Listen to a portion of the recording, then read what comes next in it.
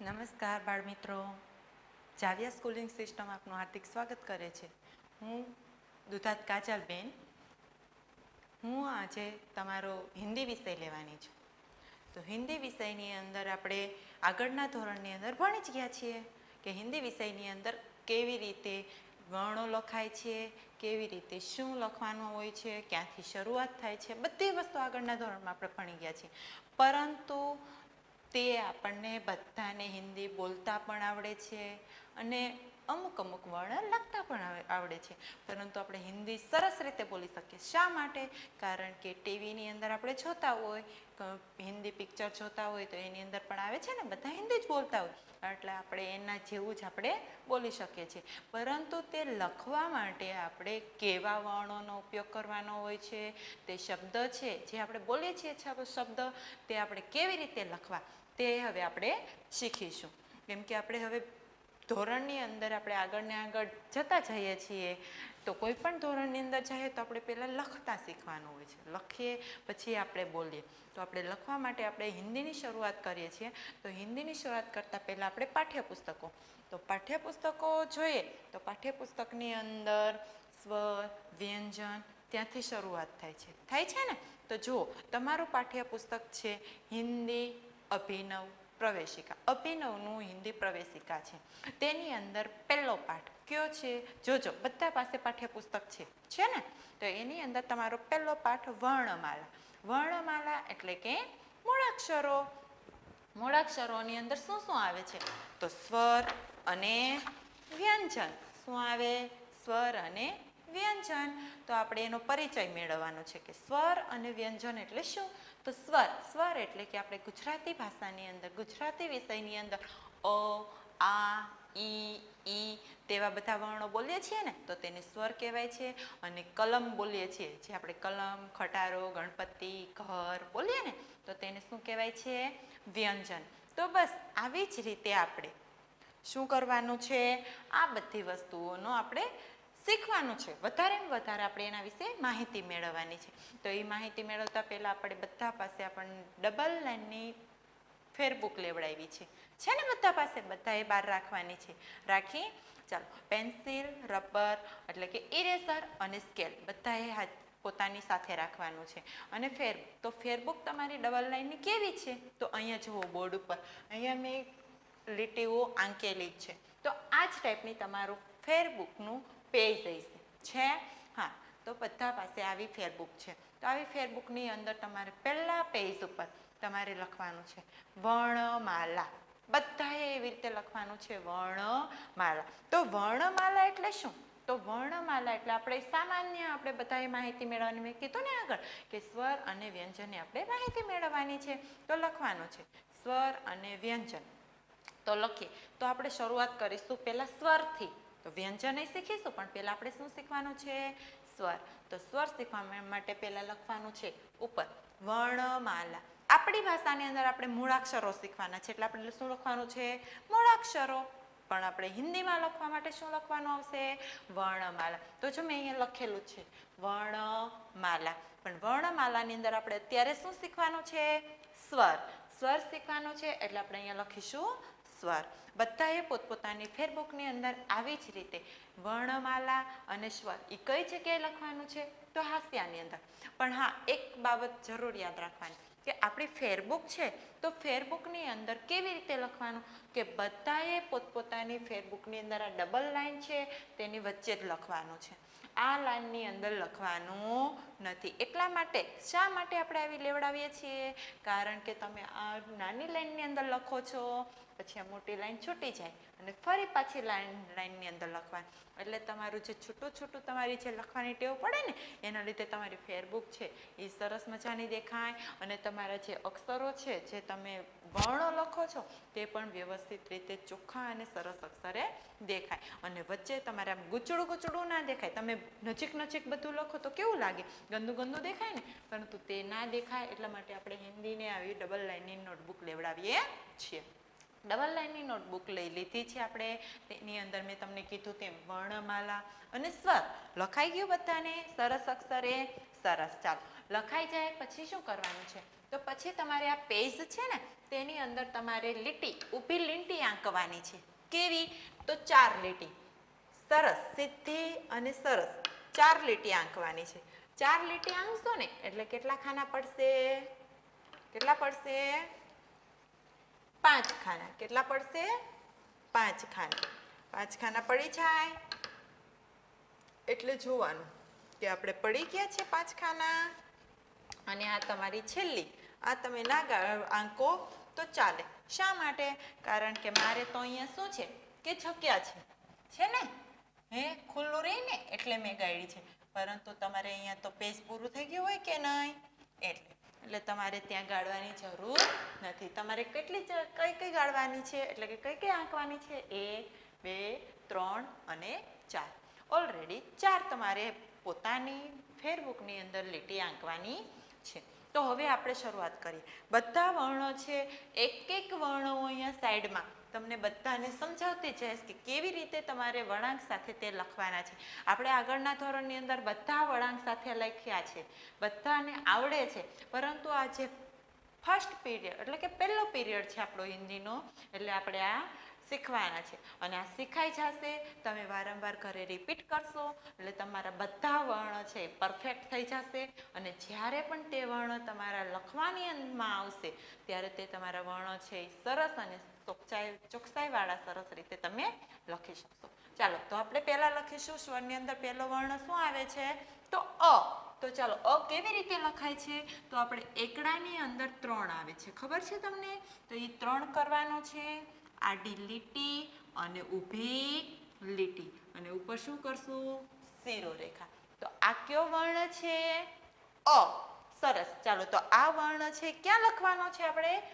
પહેલા ખાનાની અંદર.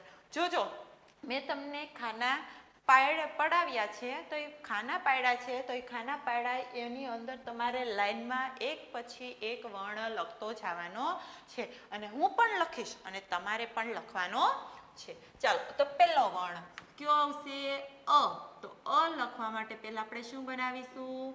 3, પછી આડી લીટી, ઊભી લીટી અને ઉપર શિરોરેખા. આપણો શું બની ગયો? અ. તો સ્વરનો આ પહેલો વર્ણ છે. જોજો, હું બધા વર્ણ ક્રમ પ્રમાણે હું બોલતી પણ જઈશ, પણ ગમે ત્યારે પૂછવામાં આવે કે તમારા સ્વરનો આટલા ક્રમનો વર્ણ કયો છે, તો બધાને યાદ હોવું જોઈએ. ચાલો, અ કેટલા ક્રમનો? પહેલો. હવે આવશે બીજો વર્ણ. તો બીજો વર્ણ આપણે ગુજરાતીની અંદર પણ બોલીએ છીએ, અને કાનો આ. તો અને કાનો આ તો બોલીએ છીએ. જુઓ, અ તો આપણને શીખી ગયા છીએ. તો એને કાનો કરવાનો છે. તો કાનો એટલે કે બાજુમાં ઊભી લીટી. તો પહેલા અને કાનો. તો કાનો કરવા માટે પડખે આવશે એટલે કે એની બાજુમાં આવશે લીટી ઊભી. એટલે શું થશે? અને કાનો આ. અને ઉપર શિરોરેખા. હિન્દી લખવા ટાણે ફરજિયાત યાદ રાખવાનું કે કોઈ પણ વર્ણ લખે, કોઈ પણ શબ્દ લખીએ, કોઈ પણ વાક્ય લખે તો એમાં વર્ણની ઉપર ફરજિયાત શું કરવાનું આવે છે? શિરોરેખા. શિરોરેખા કરશું તો જ આપણો હિન્દી વર્ણ છે કે વાક્ય છે કે કોઈ પણ શબ્દ છે એ પૂરો થાય છે. તો અને કાનો આ. તો હવે આપણે લખશું બીજો વર્ણ. બીજો વર્ણ કયો છે? અને કાનો આ. ચાલો, થઈ ગયું બધાને? બધાએ મારી સાથે આવી જ રીતે વળાંકવાળા અક્ષરે લખવાનું છે. શા માટે? કારણ કે વળાંકવાળા અક્ષરે લખીશું તો શું થશે? સરસ મજાના અક્ષર થશે. કોઈને નોટ બતાવીશું તો પણ તે નોટ બધાને ગમશે. શા માટે?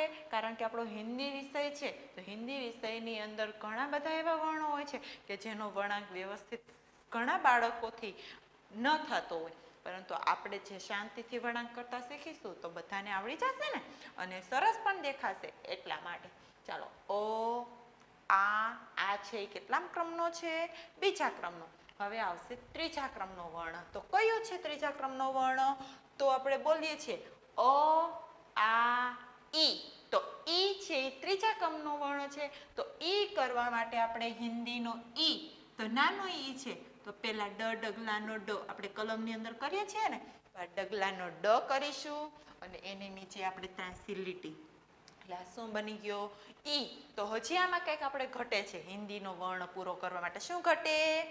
સરસ, શિરોરેખા. તો શિરોરેખા કરશું એટલે આપણો શું બની ગયો? હિન્દીનો ઈ. તો ચાલો હવે હિન્દીનો ઈ ક્યાં લખવાનો છે આપણે? અહીંયા. કેટલામા ક્રમમાં? ત્રીજા ક્રમમાં. સરસ. તો હિન્દીનો ઈ આપણે કરીશું. તો હિન્દીનો ઈ થઈ ગયો. ઉપર શું બનાવ્યું આપણે? શિરોરેખા. બની ગઈ ને? જો ઓ આ ઈ બની ગયું. ચાલો હવે આવશે ત્રીજો લખાઈ ગયો છે. હવે ચોથો વર્ણ. તો ઓ આ ઈ. અને હવે બોલવાનું, જો બોલવામાં પણ મિસ્ટેક છે. ઈ આપણે ભાર દઈને બોલવાનું છે અને લંબાવવાનું છે. તો એ લંબાવવા માટે આપણે મોટો ઈ બનાવીએ છીએ. તો મોટો ઈ કરવા માટે આપણે પહેલા ડગલાનો ડ કરીશું, નીચે ત્રાંસી લીટી અને ઉપર શું આવશે? ચંદ્રબિંદી અડધી. એટલે આ શું બની ગયું? મોટો ઈ. તો આ મોટો ઈ છે તે હવે આપણે ક્યાં લખવાનો છે? અહીંયા. પણ કેટલામા ક્રમનો છે? ચોથા ક્રમનો. તો સરસ, એ ચોથા ક્રમનો ઈ આપણે અહીંયા કરીશું.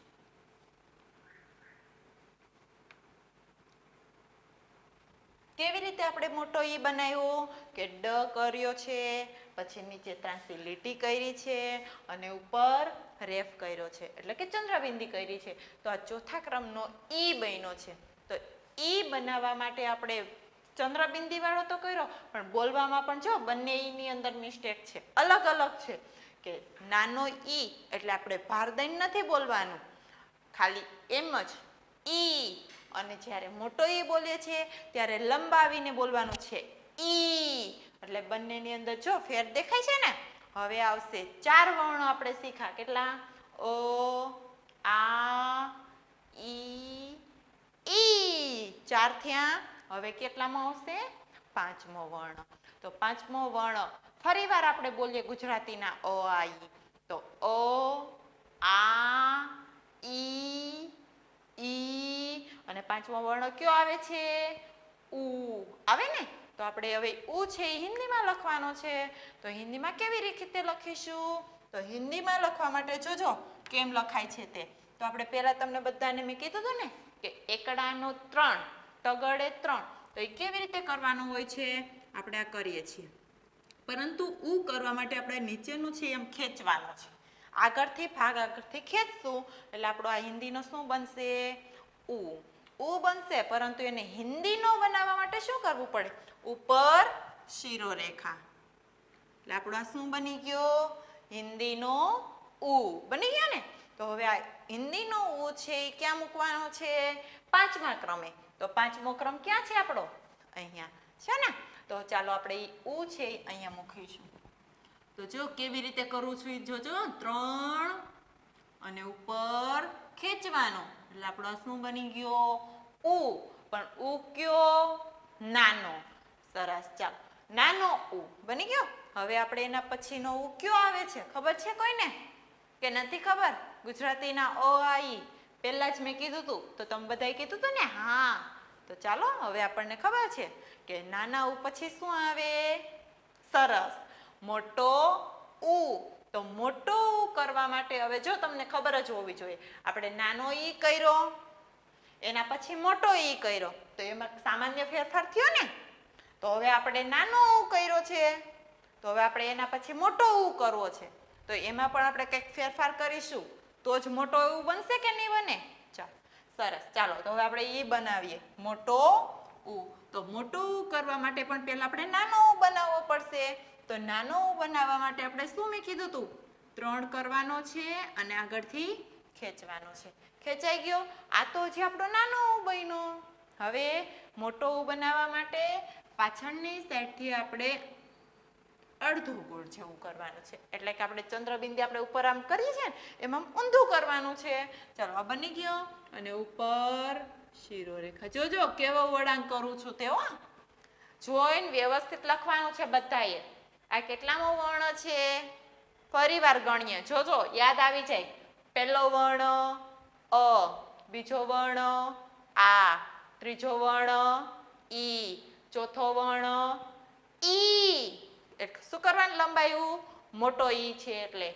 પાંચમો વર્ણ ઉ અને છઠ્ઠો વર્ણ મોટો ઉ, કેમ કે આપણે લંબાવીને બોલવાનું છે. શું કરવાને? કે મોટો ઉ છે એટલે. તો હવે છઠ્ઠા ક્રમે આપણે બનાવીશું મોટો ઉ. તો જો વળાંક સાથે વ્યવસ્થિત કરવાનું છે અને બંને લીટીને અડાડતું જવાનું અને વ્યવસ્થિત શિરોરેખા સાથે વર્ણ કરવાનો છે. સમજાઈ ગયું? ચાલો હવે આવશે મોટો ઉ. મોટા ઉ પછી શું આવે? ખબર છે કોઈને? આપણને બારાક્ષરી આપણે બોલીએ છીએ, ખબર? ક, કા, કી, કી, કુ, કુ, કે. પણ કે આવી ગયું, પણ આપણે અહીંયા અ આ ઈ ની અંદર વચ્ચે એક વર્ણ આવે, ખબર હોય તો. તો આપણે ગુજરાતીના વર્ણો બોલો સ્વરના. તો બોલીએ ચાલો. અ, આ, ઈ, ઉ, અને રૂ. Very good. ચાલો રૂ આવ્યો ને? તો કેટલામો વર્ણ છે એ રૂ? સાતમો વર્ણ. સાતમો વર્ણ આપણે રૂ કરીશું. તો પહેલા જુઓ, હું ગુજરાતીનો આપણે વર્ણ કરું છું, બનાવું છું અહીંયા.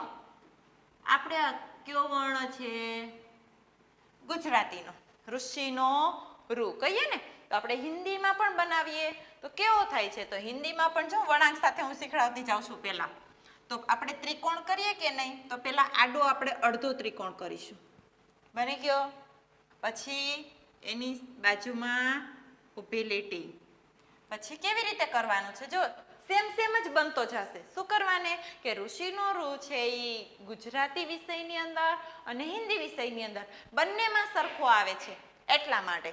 તો આપણે પાછળ કરશું ચોગડે 4, ઊંધો અને નીચે ગોળ અડધો. તો આ બની ગયો ને? સેમ સરખો.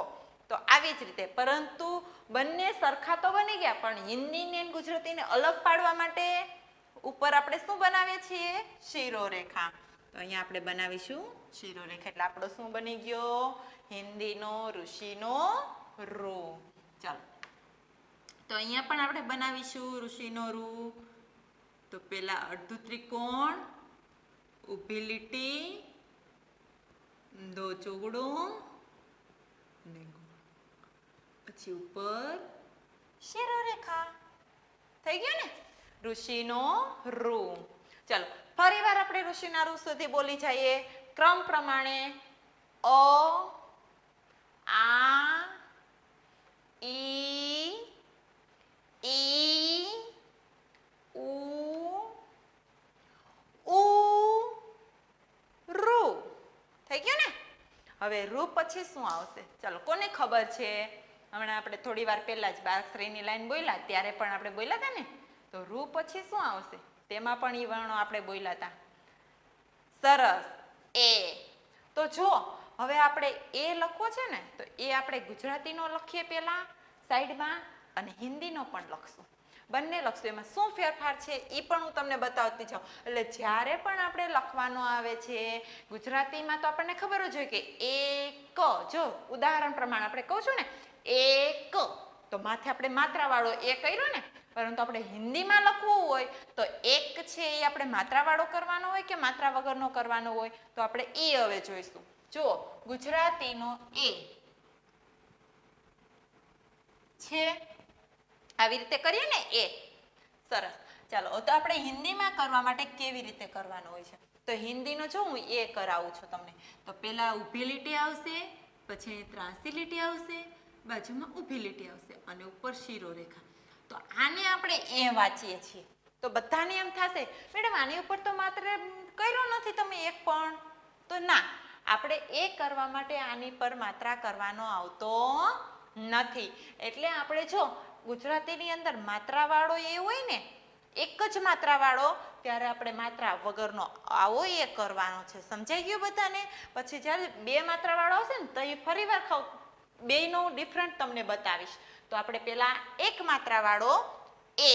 તો એ જુઓ કેવી રીતે કર્યો છે? પહેલા ઊભી લીટી, પછી ત્રાંસી લીટી કરી છે નીચેથી, પછી સાઈડમાં એટલે કે એની બાજુમાં ફરી પાછી ઊભી લીટી આવશે અને એના ઉપર શિરોરેખા. તો હવે એ કરવા માટે આપણે ઋષિના રૂપ પછી એ કરશું ને. તો જો હું વળાંક સાથે બનાવું છું, તમારે તમારી ફેરબુકની અંદર એવો જ એ બનાવવાનો છે અને બંને લીટીને અડકે તેવી જ રીતે કરવાનો છે. જો બની ગયો એ. અને ભૂલમાં પણ એક પણ વર્ણ ઉપર શિરોરેખા ભૂલાઈ ના જાય તેનું ધ્યાન રાખજો. શું કરવાને કહું છું કે તમે જે વર્ણ લખો છો એ બંને લીટીને અડકાડીને લખો છો.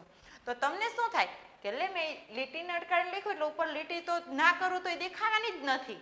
ના, એ દેખાય જ. જો મારી પણ દેખાય જ છે, મેં અલગથી બનાવી છે તે દેખાય ને. એટલે ઉપરની શિરોરેખા છે એ ફરજિયાત બધાએ કરવાની છે. ચાલો એ બની ગયો. હવે આવશે આપણે ઐ.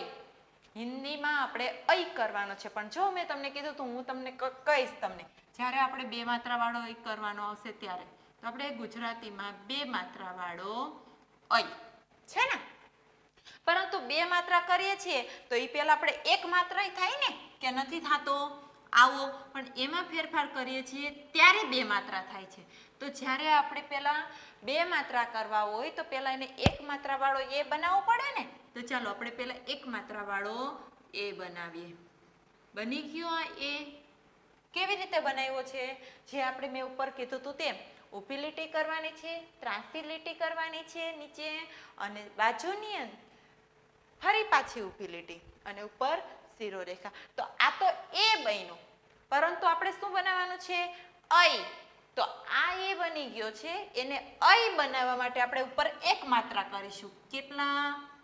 1 માત્રા. એટલે આપણો હિન્દીનો આ શું બન્યો? ઐ. સમજાઈ ગયું? આ હિન્દીનો શું બન્યો? ઐ.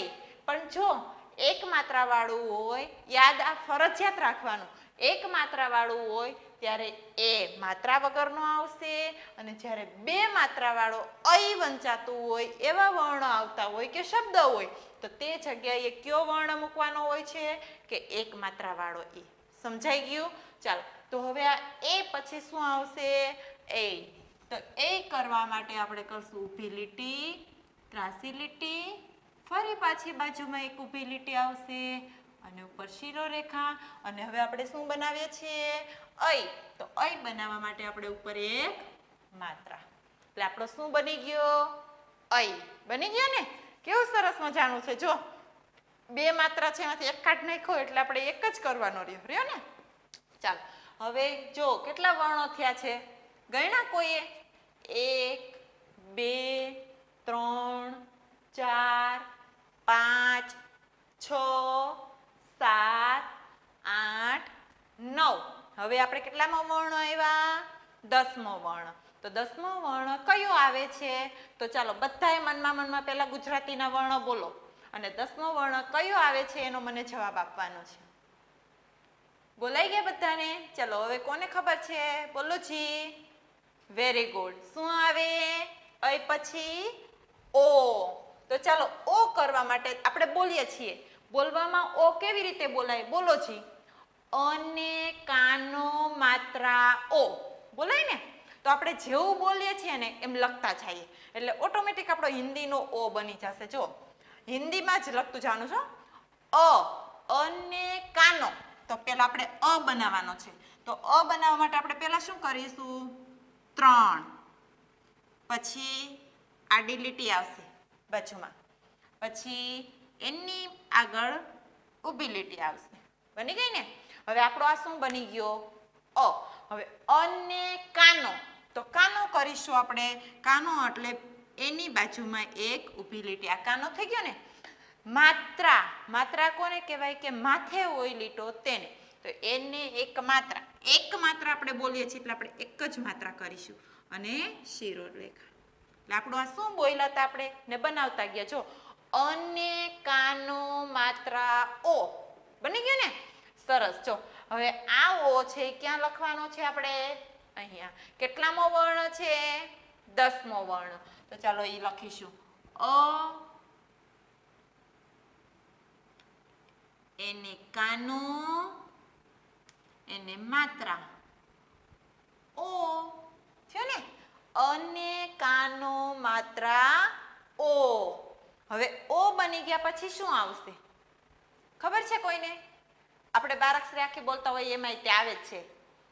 જો કને કાનો માતર કો, કને કાના બે માત્રા કૌ આવે ને, તો હવે અહીંયા પણ આવશે ને અ આ ઈ ઉ ઋ એ ઓ ને હવે ઔ આવ્યું ને. તો ઔ બોલવા માટે પણ છો જેમ આપણે ઓ બોલ્યા હતા ને એમ જ આપણે ઔ બોલીશું અને લખતા જશું. અને કાના બે માત્રા ઔ બોલાય છે કે નહીં? તો આપણે એવી જ રીતે અહીંયા પણ કરતા જશું. તો પેલા આપણે શું બોલ્યા હતા? અ.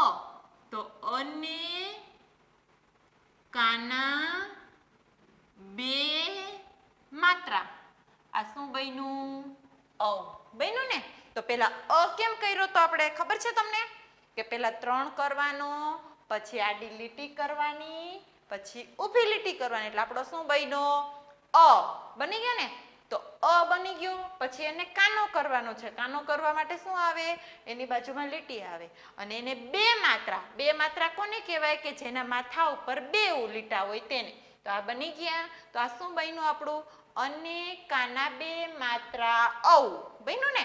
તો હવે આપણો આ કેટલામો વર્ણ છે? 11મો વર્ણ. ચાલો હવે 11મો વર્ણ આપણે અહીંયા લખીશું છે ને. ક્રમ વાઇઝ બધા વર્ણો લખવાના છે અને બધાએ એક સીધી લાઈનમાં જેમ મેં 5 ખાના પડાવ્યા ને તો 5 ખાનાની અંદર અહીંયા આવી જવા જોઈએ. બીજા 5 વર્ણ અહીંયા પૂરા થઈ જવા જોઈએ અને હવે 11મો વર્ણ અહીંયા હોવો જોઈએ. શા માટે ખાના પાડી એક સરખા લખાવું છું ખબર છે તમને? કારણ કે ગમે ત્યારે તમને ખબર જ હોય કે મેડમ એમને 5 ખાના પડાવ્યા હતા, તો 5 ખાના પાડ્યા હતા તો 5 વર્ણ અહીંયા સુધી પૂરા થયા હતા, બીજા 5 વર્ણ અહીંયા પૂરા થયા હતા અને બીજા નીચે થયા હતા. ખબર પડી જાય ને અને યાદ પણ આવી જાય કે કેટલામાં ક્રમનો કયો વર્ણ છે એટલા. ચાલો આપણે ઔ લખવાનું ને. ક્યાં લખ્યો તો આપણે? આ સાઈડ. કેવો લખ્યો છે? અને કાના બે માત્રા ઔ. તો આપણે તે જ ઔ આપણે અહીંયા લખવાનો છે. તો ઔ લખવા માટે પહેલા આપણે 3 કરવાનો છે, પછી આડી લીટી આવશે, પછી ઊભી લીટી અને ઊભી લીટી એટલે આપણે કાનો કરવાનો છે. તો એની બાજુમાં ફરીવાર એક ઊભી લીટી કરશું અને 2 માત્રા. તો 2 માત્રા ઉપર આવે છે. આવે ને? હવે થોડી વાર પહેલા જ મેં કીધું હતું કે 2 માત્રા ક્યાં હોય? માથા ઉપર. તો આપણે અને ઉપર કરવાના 2 માત્રા એટલે અને કાના 2 માત્રા ઔ. તો અને કાના 2 માત્રા ઔ છે. કેટલામો વર્ણ થયો આપણો? 11મો વર્ણ બની ગયો ને. હવે એના પછી આવશે અને માથે મીંડું અમ. તો અને માથે મીંડું અમ કરવા માટે આપણે બોલીએ છીએ એમ જ જેમ આપણે આગળથી શરૂઆતથી કન્ટિન્યુ લેતા જઈએ છીએ એવી જ રીતે બોલતા જવાનો છે. હિન્દીનો વર્ણ લખતો જવાનો છે. તો અને માથે મીંડું. તો પહેલા આપણે અ કરવાનો છે. તો અ કેવો કરીએ છીએ? પહેલા 3 કરવાનો, પછી આડી લીટી, ઊભી લીટી અને તેના માથા ઉપર મીંડું.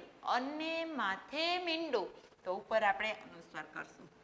આ બની ગયો અને તેને શીરો રેખા એટલે આપણું શું થયું? અને માથે મીંડું અમ. તો અહીંયા આપણે કેટલામો વર્ણ કર્યો?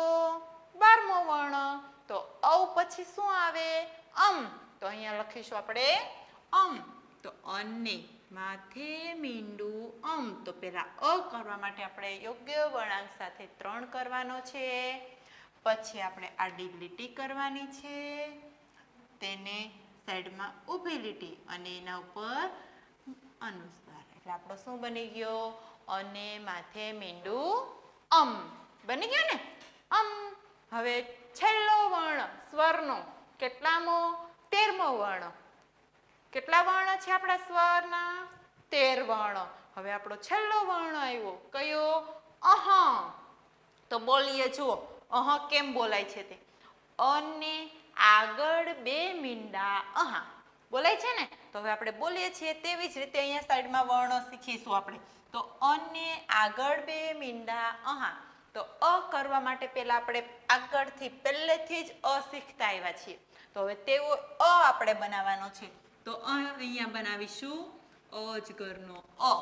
તો પહેલા 3, પછી આપણે આડી લીટી કરીશું, ઊભી લીટી અને એને આગળ બે મીંડા, એટલે આપણે આમ આગળ ખસીએ ને તો તેને આગળ બે મીંડા, પણ કેવી રીતે? સીધી ઊભી લાઈનમાં બે મીંડા કરીશું. એટલે આગળ બે મીંડા થયા, અહા બની ગયો, પરંતુ હિન્દીનો વર્ણ કરવા માટે ઉપર શિરોરેખા બની ગયા ને, અહા. તો હવે તે વર્ણ આપણે અહીંયા લખીશું, અને આગળ બે મીંડા અહા. તો ચાલો આપણે અહીંયા અહ બનાવીએ. અ, તેને આગળ બે મીંડા. તો પેલા આપણે અ બનાવ્યો, પછી એને આગળ બે મીંડા, ઊભી સીધી લાઈનમાં એક સરખા અંતરે એક સરખા મીંડા બે કરવાના છે, અને તેને ઉપર શિરોરેખા. એટલે આ શું બની ગયું આપણો? અહ. સમજાઈ ગયું બધાને? અહ સુધીના આપણે 13 વર્ણ આજે ભણ્યા ને, તો આપણે આજે ફરી વાર રિપીટ કરીશું, બોલીશું, અને સાઈડમાંથી આપણે ઓળખીશું કે આને કયો વર્ણ કહેવાય તે. તો ચાલો પહેલા આપણે બધા 13 વર્ણો આપણે બોલીએ. તો બધાએ મારી સાથે બોલતું જવાનું છે. અ, આ, ઈ, જો આ બંને વર્ણોમાં ફેરફાર છે. ઉ, ઉ, રૂ, એ, ઐ, ઓ, ઔ, આહા. બોલાઈ ગયા ને? કેમ કે આપણને બોલતા તો આવડતા હતા જ, અને આપણે લખતા પણ શીખી ગયા. હવે આપણે ઓળખીએ કે કયો વર્ણ કયો છે તે. હું અહીંયા સાઈડની અંદર આપણે શીખ્યા છીએ ને, એની અંદર જ હું ખાલી આંગળી મૂકતી જઈશ, અને આપણે એ વર્ણ બોલતા જશું, લાઈનમાં લેતા જશું. ચાલો, આ વર્ણ છે એ કયો છે? કોને ખબર છે? સરસ. ઔ. કયો છે? ઔ. પછીનો કયો છે? રૂ. ઋષિનો રૂ. પછી એના પછી નીચે જોઈએ તો કયો છે આ વર્ણ? Very good. અ. સ્વરનો પહેલો વર્ણ. અહીંથી આપણા સ્વરની શરૂઆત થાય છે. ચાલો, પછી આ વર્ણ, આ તો બધાને ખબર જ હોવી જોઈએ. કયો વર્ણ છે? સરસ. એ. તો હવે આ એ છે, તો એના નીચે જ આપણે બીજો વર્ણ લખ્યો હતો ને, થોડોક ફેરફાર સાથે. તો એને શું કહેવાય? ઐ. પછી આ ડગલાનો ડ કરવાનો, નીચે ત્રાંસી લીટી કરવાની. તો આ કયો વર્ણ આપણે શીખાતા? ઈ. પણ કયો ઈ છે? નાનો ઈ.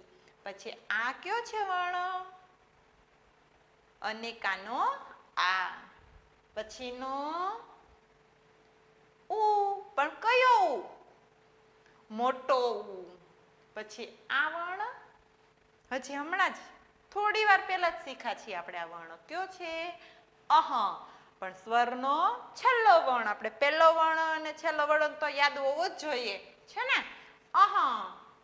ચલો, હવે આ વર્ણ જો ઉપર વર્ણ આપણે બોલ્યા હતા, એમાં થોડો ફેરફાર છે. તો આપણે આ બોલ્યા હતા એને આ લંબાવીને બોલવાનું છે. શું બોલવાનું આને?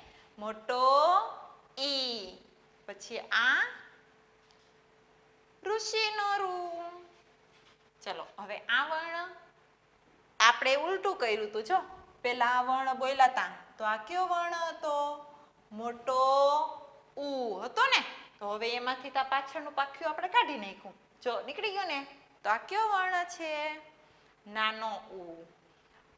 આ વર્ણ ચલો બોલતા જાઓ અને સમજતા જાઓ. કયો વર્ણ છે? મેં બોલીને શીખડાયો તો ખબર છે? અને કાનો માત્રા ઓ. કયો વર્ણ છે? ઓ. અને છેલ્લો આ વર્ણ જો બાકી છે, હવે કયો છે? બોલજો એટલે ખબર પડી જશે. સરસ. અને માથે મીંડું અમ. સમજાઈ ગયા બધાને હવે વર્ણ? બધાને વ્યવસ્થિત લખાઈ પણ ગયા હશે. સરસ અક્ષરે લખી નાખ્યા ને? સરસ. ચાલો, હવે જો આટલા વર્ણ બધાને થઈ ગયા છે કમ્પ્લીટ, બધું વ્યવસ્થિત, તો આજે હું હોમવર્કમાં આપું છું કે જે આપણે આજે હિન્દીના જે વર્ણ ભણ્યા ને, અ થી અહ સુધીના વર્ણ, તો તે વર્ણ છે આપણે શું કરવાના છે? ઘરે વારંવાર લખવાના છે અને સમજવાના છે, ઓળખતા શીખવાના છે. કે કોઈ પણ સર ટીચર આવે કે હું હોય, આપણે સ્કૂલ ચાલુ થાય ત્યારે હું પૂછું કે આ ક્રમનો વર્ણ કયો છે, તો બધાને ખબર હોવી જોઈએ. તો ચાલો બધા હોમવર્ક લખો. હિન્દીના જે સ્વર મેં લખાવ્યા છે ને, કયા છે સ્વર? અથી અહ સુધીના. તે લખવાના છે અને પાકા કરવાના છે. સમજાઈ ગયું? અને આવતીકાલે પછી આપણે આગળનું ભણીશું.